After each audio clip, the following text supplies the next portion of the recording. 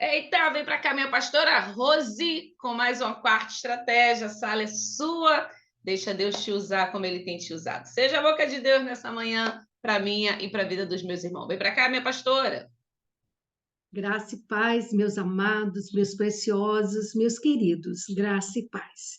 Que o dia realmente seja um dia diferente, um dia de conhecimento, um dia de estratégias dado por Deus para vivermos neste mundo, nessa terra dos viventes, de uma forma totalmente especial. Quero agradecer a Deus mais uma vez pela oportunidade que Ele nos dá de estarmos juntos mais uma manhã desse dia. Muitas vezes me chega questionamentos ao consultório sobre como pode uma pessoa, sendo cristã, ser tão tóxica? Como pode uma pessoa viver dentro da igreja e ser uma pessoa tão contenciosa, tão difícil de lidar? E a resposta a Bíblia nos dá, né? É possível, sim. O joio e o trigo precisam crescer junto. Mas a estratégia de hoje é como lidar com pessoas tóxicas no meio cristão. Como não ser afetado pela toxicidade dos que estão à nossa volta, dentro ou fora da igreja. Às vezes, é dentro da própria família, e nós não podemos jogá-los fora. Mas nós também não podemos adoecer, nem emocionalmente, fisicamente, espiritualmente, porque a toxicidade, ela é contaminante. Um instrumento tóxico é como a fruta, como a laranja apodrecida na cesta. Ela encosta em outra e vai danificando a outra fruta. Aquilo que é tóxico, querido, vai impregnando em quem está perto. Convive com uma pessoa melancólica o tempo todo. Daqui a pouco você está melancólico. Conviva com uma pessoa que é deprimida, que fala mal de todo mundo, que resmunga, que reclama. Daqui a pouco, sem você se dar conta, você estará fazendo o mesmo. Então, é preciso hoje, nessa quarta estratégia, buscar em Deus um caminho para nós nos blindarmos espiritualmente, nos blindarmos emocionalmente e nos blindarmos fisicamente. E eu quero ler alguns textos, outros eu vou deixar apenas registrado, porque o nosso tempo não vai nos permitir, mas eu busquei como referência a vida de um homem que não foi colocado por qualquer um no ministério. Ele foi colocado pelo próprio Deus. Foi o próprio Deus que chamou esse homem para governo, foi o próprio Deus que deu a ele uma unção fresca, foi o próprio Deus que usava ele para profetizar, mas foi um homem que permitiu que um gatilho de ciúme, de inveja, contaminasse o seu coração. Ciúme e inveja. Pode ser gatilhos terríveis para quem é tóxico, né? Então, eu quero descrever um pouquinho a história deste homem chamado Saul. Se você quiser ler completamente o texto, está em 1 Samuel 18, do 1 ao 30. Saul conheceu Davi numa situação muito especial. Saul estava enlouquecendo. Ele estava tendo episódios de surtos psicóticos, onde ele não dava sossego aos seus servos, aos seus familiares. Eu imagino como Jonathan sofreu na mão desse pai, porque ele tinha delírios persecutórios o tempo inteiro. E alguém sugeriu, ele precisa ouvir música, a música vai acalmá-lo. E já era conhecido em Israel a fama de Davi ao tocar a harpa. Davi era um arpista, um pastor arpista no campo, que tocava para suas ovelhas. E Davi foi chamado à casa, ao palácio, para tocar a harpa, para acalmar o rei. E a partir daí, Saul foi liberto através do louvor, né? E ele poderia ser um homem liberto até o final do seu reinado. Davi seria rei de qualquer jeito, porque a unção que vem de Deus, ela é determinada quando você nasce. Quando você nasce com um propósito, um destino em Deus. Davi seria rei, mas não precisava ser nas circunstâncias, porque Davi não entendia isso. Ele nem entendia por que ele era perseguido por Saul. Mas um belo dia, por causa de um cântico, Davi havia voltado de uma guerra e as mulheres cantavam. Saul matou milhares e Davi 10 milhares. Aquilo entrou no coração de Saul e fez com que a inveja e o ciúme endurecesse o coração dele e ele ficasse tóxico. E a partir daí, ele compartilhou essa toxicidade na vida dos seus filhos, dos seus servos e na vida do próprio Davi. Ele era perseguido e não sabia por quê. Ele era atacado e não sabia por quê. Mas era por causa da inveja. E quantas vezes as pessoas têm inveja e a gente olha para a nossa situação, gente, eu não tenho dinheiro, eu não tenho, nem sou tão bonita. Por que as pessoas nos invejam? Por causa da unção. A unção que há em nós incomoda o inferno. É como aquela velha história, né? A cobra, a serpente perguntou ao vagalume, o vagalume perguntou para a serpente: poxa, eu faço parte da sua cadeia alimentar? Eu sou alguém que vou nutrir a sua fome. Eu sou alguém que vou te saciar depois que você me comer. Por que que você me persegue? Por que que você fica tentando me comer? E a serpente olha para o vagalume e diz assim: olha, você não faz parte da minha cadeia alimentar. Se eu te comer, não vai saciar minha fome, mas eu te odeio porque você brilha. Então, querido, eu quero dizer para você na manhã desse dia: você brilha. Você brilha, né? Deus olha para mim e para você e diz: você brilha. E muitas vezes fugir das pessoas tóxicas é muito difícil. A gente precisa de uma graça de Deus e é isso que eu quero te compartilhar com você, não te ensinar, eu quero compartilhar o que Deus me deu de estratégia. Porque existem formas, né? As formas com que somos enganados e nos tornamos tóxicas, porque ninguém nasce tóxico. Então, as formas são através das feridas emocionais que sofremos na infância, na adolescência e até na vida adulta. Né? Muitos de nós crescemos em lares que foram precisos atender expectativas do pai, que fomos comparados com irmãos mais velhos ou mais novos. Havia um desejo de aceitação profundo, de ser amado. Pessoas que não sabem colocar limites protetores na sua própria alma. Existe um quadradinho emocional, querido, que só cabe você. Marido, filhos, amigos, pastores, ninguém pode invadir esse espaço egóico da sua privacidade emocional, que é o lugar da sua escolha, é o lugar da sua vontade, é o lugar do seu desejo. E muitas pessoas não sabem fazer isso, elas são invadidas. Saul permitiu que o espírito maligno tomasse a sua mente e ele se sentiu inferior. Ele tinha desejo de ser aceito como o melhor em tudo. E eu vou dizer para você, você vai ser melhor em algumas coisas, mas não dá para ser melhor em tudo. Não dá para agradar a família toda. Não dá para agradar a igreja toda. Não dá para agradar a todos, querido.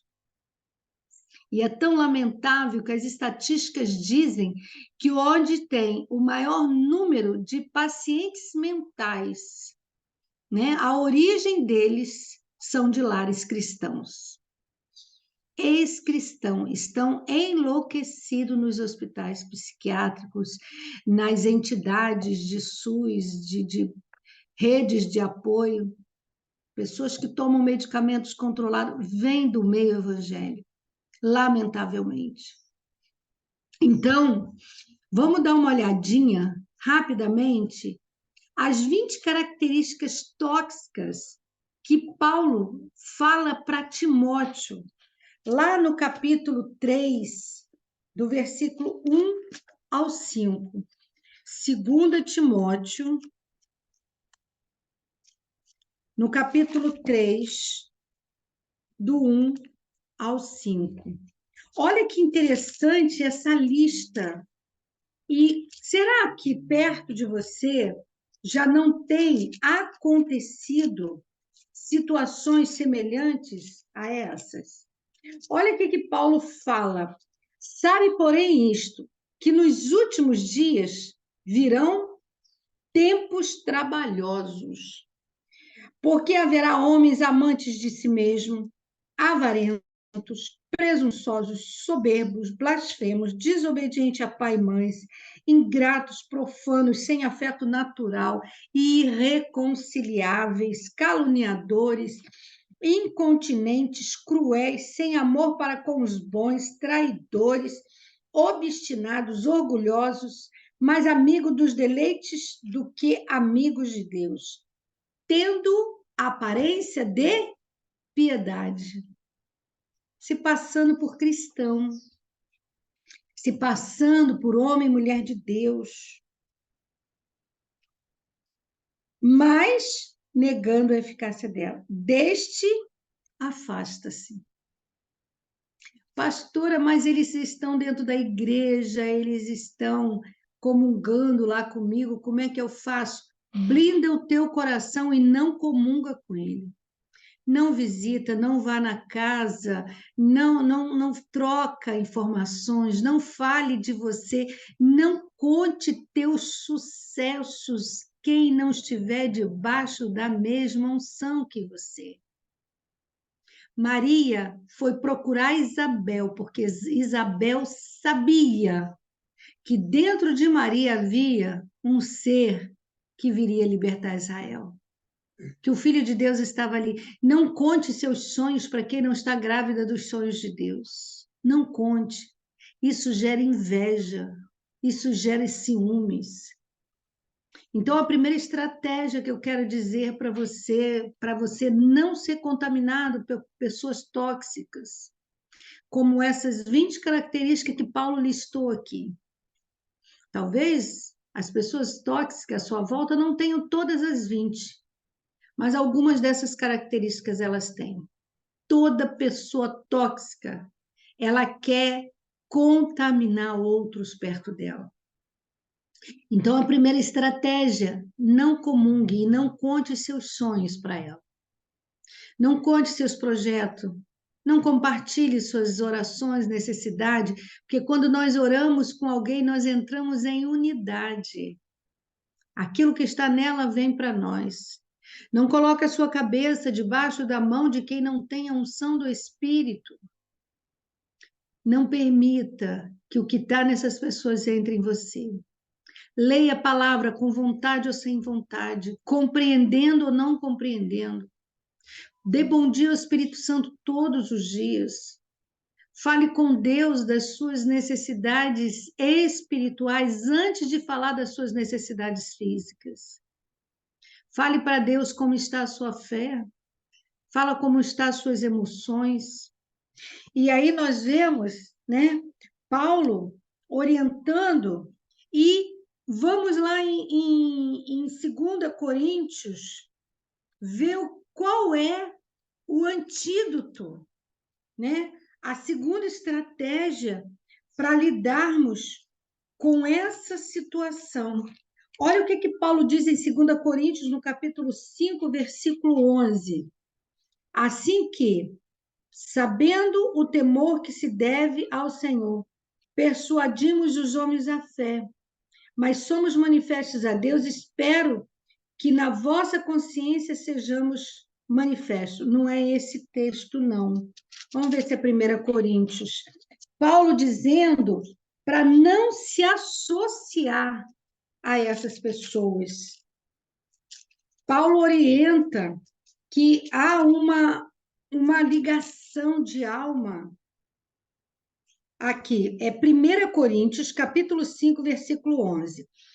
Ele vai citar algumas características das pessoas tóxicas, lá em cima, no capítulo, no versículo anteriores, mas no versículo 11 ele diz assim: mas agora escrevi que não vos associeis com aquele que, dizendo-se irmão, for. Olha, ele não está falando do mundo, ele não está falando para pessoas que estão fora do arraial.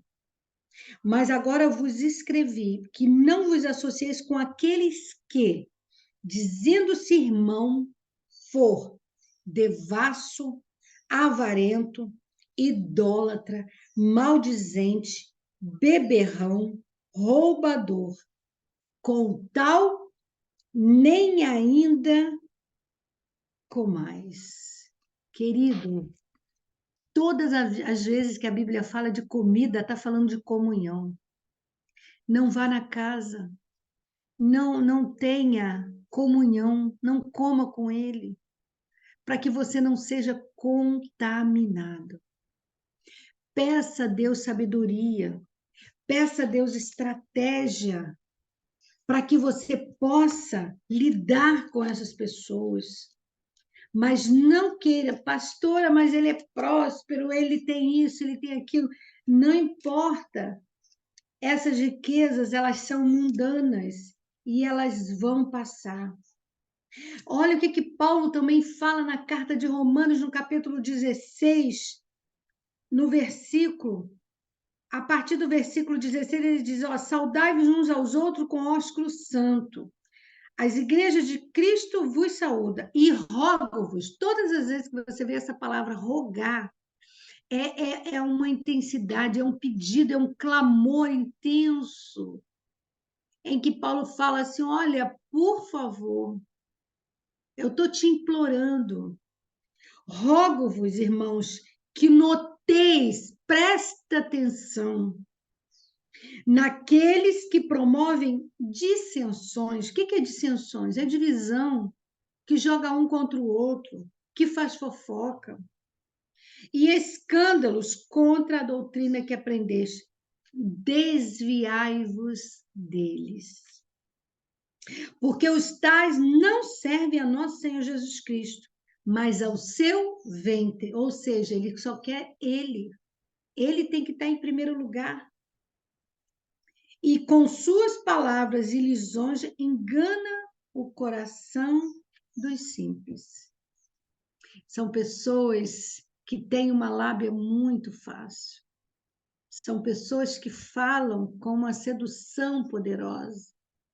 São pessoas lamentadoras que muitas vezes chegam contando uma história triste para você. E você pensa, né? E você sente que ele é o coitadinho e que ele precisa de você e precisa de ajuda. Essas pessoas precisam de libertação e precisam de cura, precisa de ajuda terapêutica, precisa de aconselhamento, precisa de quebrantamento e arrependimento. Não tente libertar as pessoas tóxicas, você corre o risco de ficar tóxico também. Muitas vezes a gente acha que em cima, né, a gente consegue puxar quem está embaixo. Mas quando você faz isso, você corre o risco de ser puxado para baixo. É como salvar alguém que está sendo afogado, que se debate e não quer ser salvo. Você corre o risco de morrer afogado enquanto salva essa pessoa. Então, fuja, não coma, não compartilhe seus sonhos, Pastora, mas como que eu faço isso? Nós temos uma arma, querido. Nós temos uma arma. E as armas que nós temos são poderosas. As armas que nós temos, elas são poderosas.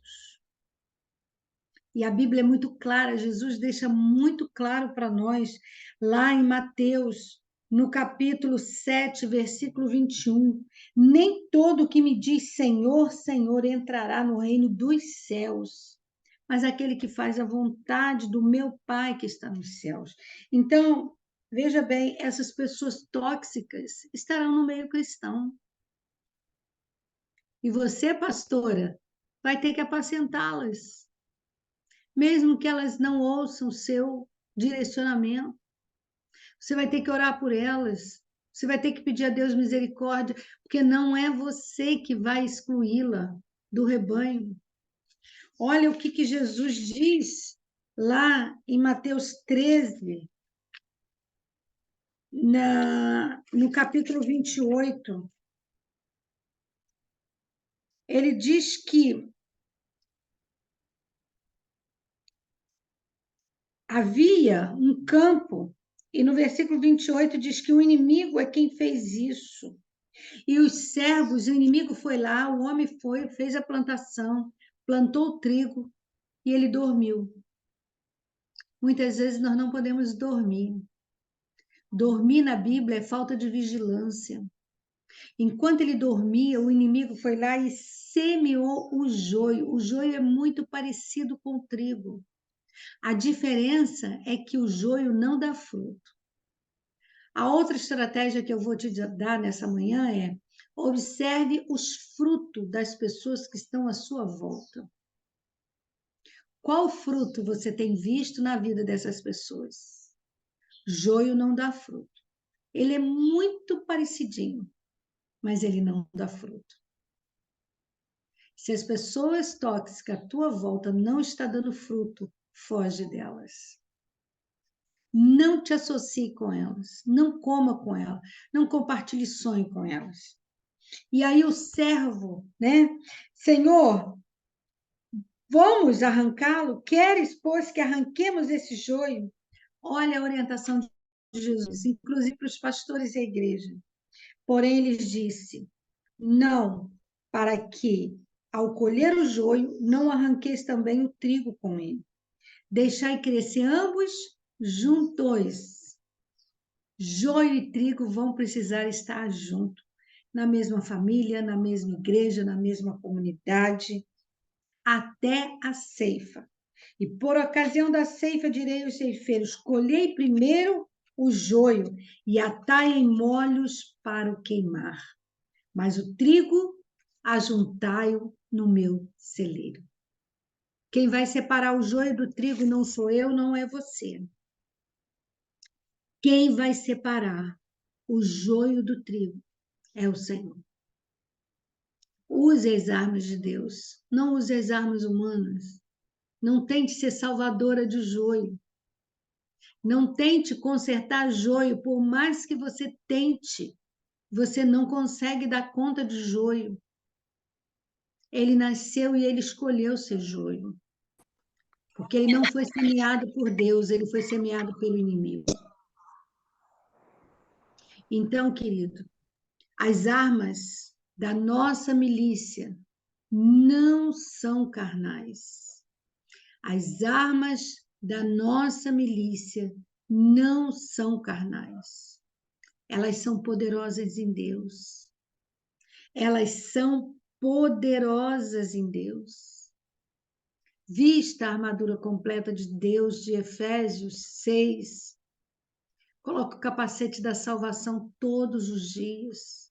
Assuma sua identidade de filho de Deus. Coloque a couraça da justiça. Não é por merecimento, não é porque somos alguma coisa, é por graça. Deixe que a justificação te lave e te limpe todos os dias. Calce o sapato do Evangelho da Paz, que onde você estiver, a paz possa ser o seu estandarte. Vista o cinturão da verdade, não minta, porque a mentira é do diabo e todo aquele que mente é filho do diabo. Coloque o cinturão da verdade todos os dias no seu lombo. Empunhe o escudo da fé com o qual você poderá apagar todo o dardo inflamado do inimigo. Desembainhe a espada do Espírito, que é a palavra de Deus. E depois de ter vencido, permaneça firme, porque Deus vai te honrar. Busque amigos de oração, como Maria buscou Isabel.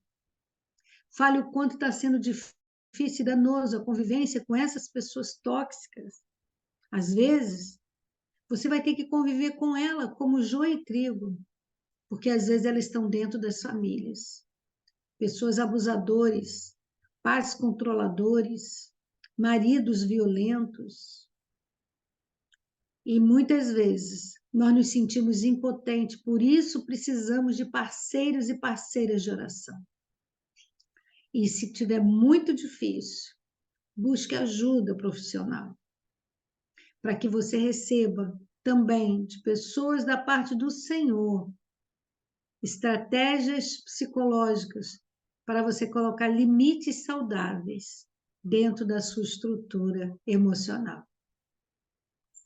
Que Deus possa, assim, acrescentar, né, ao nosso coração aquilo que faltou da minha parte hoje.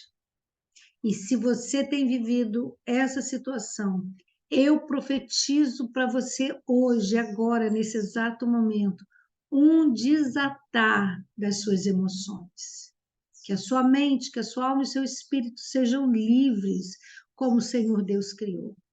Que você exerça o seu ministério, o seu chamado, o seu desenvolver na vida cristã de uma forma leve e livre, porque o Evangelho é leve, o Evangelho é livre, ele não aprisiona com medo, ele não aprisiona com desejo de ser engrandecido, não, o Evangelho é muito simples. Que Deus te abençoe e te guarde. Que Deus faça resplandecer o seu rosto sobre ti e te dê a paz. Que Deus te dê graça, compaixão e misericórdia. Eu gostaria de abrir esses minutinhos que nós temos para saber se dentro de tudo que nós falamos, se você tem vivido uma situação, se tem alguma dúvida, porque às vezes as pessoas têm dúvida, têm vontade de falar e não dá tempo. E hoje Deus permitiu que a gente tenhamos um tempinho. Então, se alguém tem alguma dúvida, pode abrir o som e perguntar. Pastora, bom dia. Eu tenho aqui uma vizinha que eu vou lá à tarde para orar com ela, mas ela não, quer dizer, ela diz que, pronto, crê em Deus e isso tudo. Acha que eu devo, mediante a explicação, acha que eu devo continuar ou me afastar? Ela aceita que você faça isso? Ela mesma é que pede para eu orar com ela. Sim. Então, se ela tem esse desejo, se ela pede, continue insistindo. Faça como, faça como aquele homem da parábola que insistiu durante um tempo, pediu para Deus dar mais oportunidade. Vamos continuar orando, insistindo pela vida dela. Ore com ela, continue insistindo. E agora ela tem uma Bíblia e antes de orar eu digo para ela, estamos a ler os Salmos. E Sim. ela mesma é que leu os Salmos. O Salmo, vamos a continuando assim durante vamos no 18, parece-me que é assim. E ela lê e diz, eu gosto de ler, por isso devo continuar. Sim, assim. leia, Dona Laura, para ela, junto com ela, pede para ela ler a parábola do joio e do trigo. A Mônica vai mandar para a senhora a referência bíblica. Tá bem, tá bom. Obrigada, era isso. Tudo bom, tá. Um beijinho. Um beijo, querida. Eu vou mandar um áudio para você, Mônica, mandar para ela. Mais alguma dúvida, querido? Aproveita, né? Não é todo dia que a gente tem essa oportunidade. Pastora, e Diga. quando a pessoa, assim, que a gente vê que a pessoa tá fria na fé, que não tem mais vontade de ir, mas a gente vai perguntar como é que a pessoa tá, ela fala, não, eu tô bem. Não, eu tô só passando por uma situação, mas eu tô bem. Mas a gente vê que não tem mais aquele ânimo, não tem mais aquela... É muito negativa, assim, aquela coisa de tudo tá caro, tudo tá difícil, que nada melhora, que aquela coisa toda. Então, aí a gente fica assim, sem ação, sem palavra até mesmo para dizer, olha, assim não é, faz dessa forma que vai. Mas não, ela fala que sempre está bem. Não, eu estou bem, eu estou passando por isso, mas eu sei, mas eu oro. Quando eu vejo que não está bem, eu corro para o meu quarto, aquela coisa. Mas a gente vê que não tem mais aquela vida assim, não tem mais aquela força. Está desanimado, está triste, não se une mais com ninguém. Quando sai para algum lugar, se isola. É porque não está bem, né? Mas para Sim. ela diz que está bem, então a gente não pode A interferir. resposta à saúde emocional, ou Zita, é orar por ela e não tentar salvá-la, não tentar mudar o caminho dela.